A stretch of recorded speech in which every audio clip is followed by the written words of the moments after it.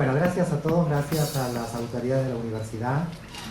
Yo estoy muy emocionado, la verdad, de estar aquí. Es mi primera vez en México, con lo cual estoy un poco alucinado, como se dice en España, sobre lo que estoy viendo. He llegado a la conclusión de que México, más que un país, es un continente. Porque no puedo creer la cantidad de civilizaciones que están aquí ocultas.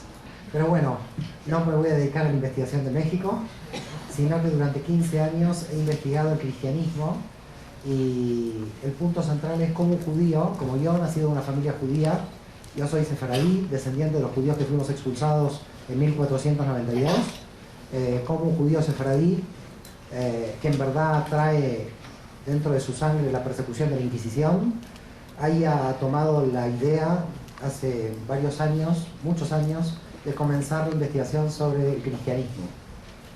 En principio, decir que cuando yo por primera vez leí el Nuevo Testamento, yo quedé impactado.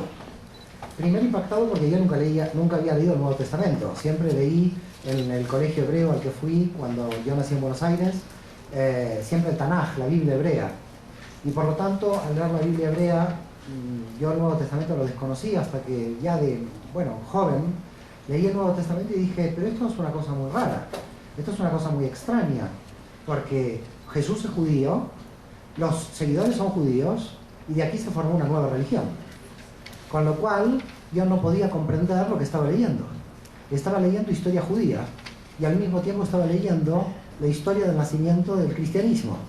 Y por lo tanto dije, o soy cristiano, y no me di cuenta, que es posible, al leer tanta historia judía dije no puede ser, o aquí hay una parte que no me contó nadie. Con lo cual yo recuerdo a mi abuelo Mair, que nació en Esmirna, en Turquía, que cuando le dije, abuelo, yo quiero leer el Nuevo Testamento. No, esto está prohibido, me dijo. Bueno, se sabe siempre que lo prohibido es como lo más, a donde más uno va, ¿no? Y esto lo sabe bien San Pablo en la Carta a los Romanos. La ley de la carne y la ley de la mente, capítulo 7. Por lo tanto, siguiendo un poco a San Pablo con su locura de la ley de la carne y la ley de la mente, dije, bueno, vamos hacia allí, vamos a investigar profundamente el Nuevo Testamento. Y al estudiar profundamente el Nuevo Testamento, yo me encontré con 100% de judaísmo. Y entonces, la investigación me llevó 15 años para tratar de entender dónde se dio la ruptura y dónde comenzó esta ruptura, porque no comenzó con un grupo de judíos que dijeron que Jesús es el Mesías, sino que comenzó en el siglo II esta ruptura, y durante todo el primer siglo, cuando hablamos del nacimiento del cristianismo, estamos hablando de un grupo de judíos mesiánicos que seguía a Yoshua de Nazaret. A mí me gustaría tratar de explicar rápidamente, no sé cuánto tengo, porque tengo que un seminario de 10 horas sintetizarlo en una, intentar que entiendan qué sucedía en Judea en el siglo I. Porque en verdad, lamentablemente hay investigaciones sobre Jesús que parecen como que cae un meteorito de Marte y nadie sabe cuál era el fenómeno social o socioeconómico del momento en que vivió Yeshua de Nazaret. A mí Jesús, no es que no me gusta decir Jesús, pero yo digo Yeshua porque era el nombre hebreo. Y por lo tanto, voy a decir indistintamente Jesús o Yeshua.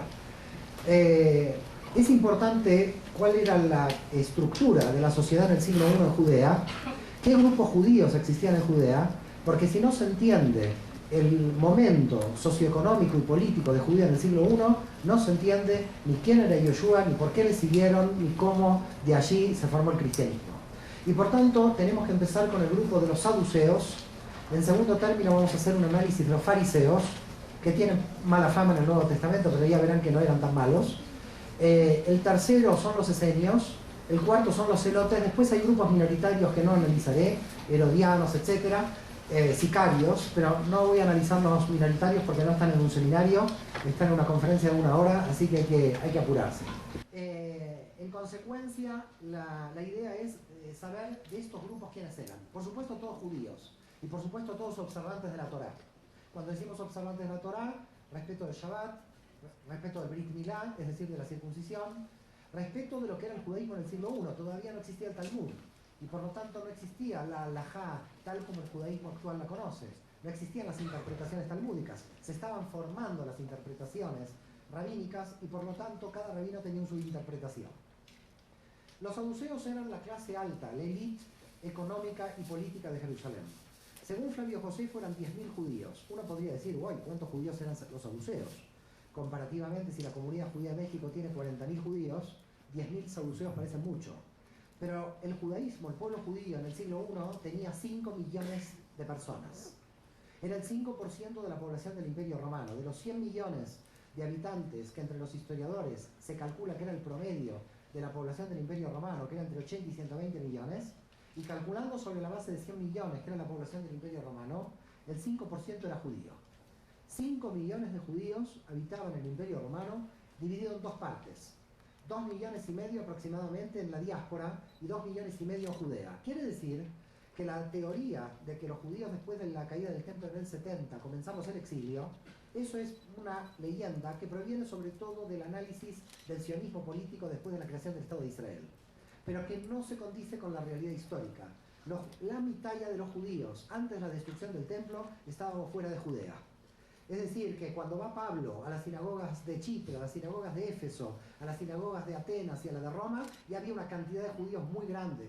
Calculemos que Alejandría tenía, se supone, casi 500.000 judíos. Entonces estamos hablando de que el 50% de la población judía ya estaba en la diáspora.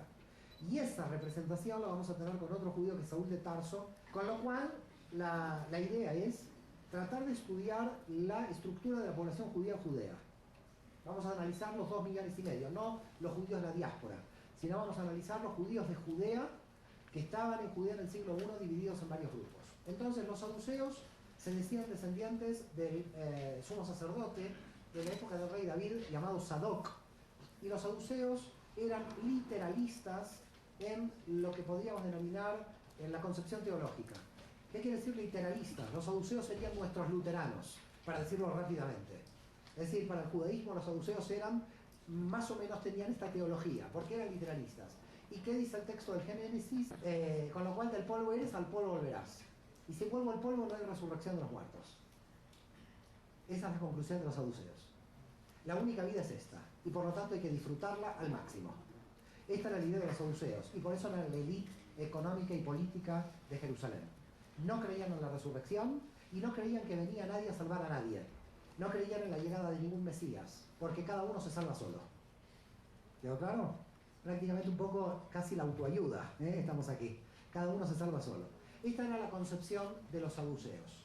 Estaban dentro del poder, estaban en connivencia con el poder político ocupante del Imperio Romano, que desde el 63 había intervenido en Judea con las legiones de Pompeyo. En el 63 entró Pompeyo a Jerusalén, y de ahí en más Roma se quedó dentro de una guerra civil judía que no voy a contar porque es una hora. Y lo importante es que había puesto a un rey monigote llamado Herodes, Herodes el Grande, hijo de Antipater, idumeo, por lo tanto no judío, y descendiente de Saúl, hermano de Jacob. Y por lo tanto el que había perdido la primogenitura. Quiere decir que los edomitas son los descendientes de los que perdieron por el plato de sopa la primogenitura. Imagínense cómo nos veían a los israelitas los idumeos. Eran los que descendíamos de Jacob, que se había escapado con el tío. Bueno, con el suegro. La cuestión es que lo que nos encontramos en el siglo I es que los saduceos, estos 10.000, estaban aliados del poder político romano. Y por lo tanto, cualquiera que se quejaba, las tropas de ocupación romanas hacían cumplir la opresión de los saduceos. Los saduceos dominaban lo que era el parlamento judío de la época, pero no pensemos en el parlamento mexicano de 500 miembros. Con lo cual, el parlamento judío no era elegido democráticamente, era impuesto por los saduceos. Los saduceos dominaban el Sanedrín. Esto era como se llamaba el triste y famoso Sanedrín de esa época, que era muy bueno en su época, pero que en el siglo I se volvió totalmente corrupto, justamente por la influencia de los judíos saduceos aliados de Roma.